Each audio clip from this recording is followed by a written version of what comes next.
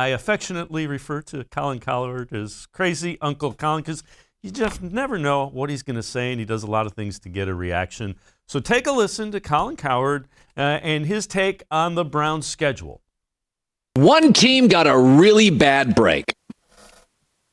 I know, Cleveland. I'm picking on you. Cleveland got a bad break.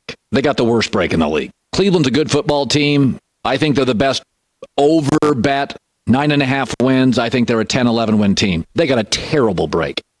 Andy Reid is the best September coach in football. That's who the Browns open with at Kansas City.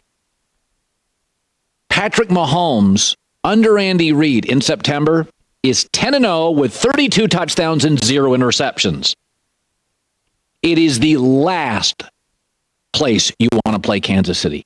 Andy Reid's the best NFL coach in September, and he's the best NFL coach off a bye, and week 1 is essentially off a bye. Andy Reid buries his play sheet until week 1.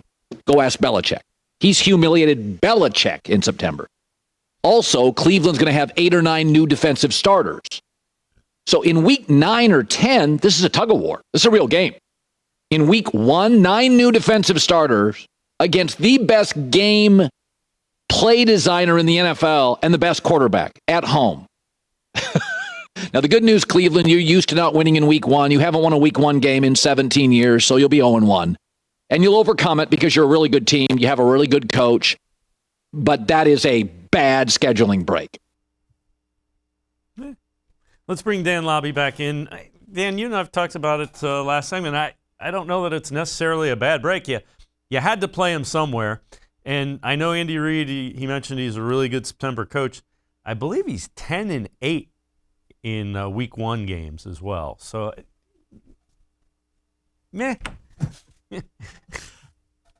You know, I disagree just because I don't know that the result of this game matters that much. I really don't. I think week 1 is the big overreaction week. So if Kansas City beats the Browns or blows out the Browns or even the other way, and maybe if the Browns go win that game, there's a little different vibe to it. But I just think you look at week 1 in the NFL. How'd the Browns do last year in week 1? They lost 38-6. They won 11 games and won a playoff game. Tampa Bay lost last year in the first week of the season to the Saints, I believe it was. And Tom Brady did not look good. Tampa Bay won the Super Bowl.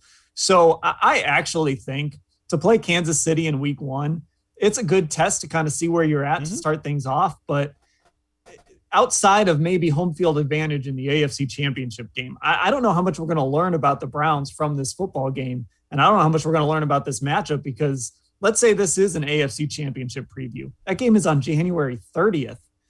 That's a lot of time, and teams change dramatically over the course of a season. So I actually think the Browns playing the Chiefs week 1 is great because whatever happens, and then it's just on to the rest of the season. The one thing it will do because of how last year ended, and I firmly believe this, Kevin Stefanski has the players' attention because they know we're getting ready for the Chiefs. You know what happened the last time we go there. Even though there's a bunch of new players and you have a new every year is different in the NFL, and the Browns have said that forever, especially Kevin Stefanski. But when you know you're getting ready to play Kansas City, you're gonna be a little bit sharper. Things are gonna be a little crisper getting ready for week 1. Right. And like, I don't want to downplay it. I mean, I'm excited to see this team play the Chiefs. I think it's going to be a fun game. There's a reason it's going to be on, that 425 CBS slot. And Kevin Stefanski knows how to use those little motivational tactics. He kind of plays it cool with us and in his press conferences and all of that, but he knows how to use all those little motivational tactics. The Browns weren't amped up because of what Juju Smith-Schuster said by mistake.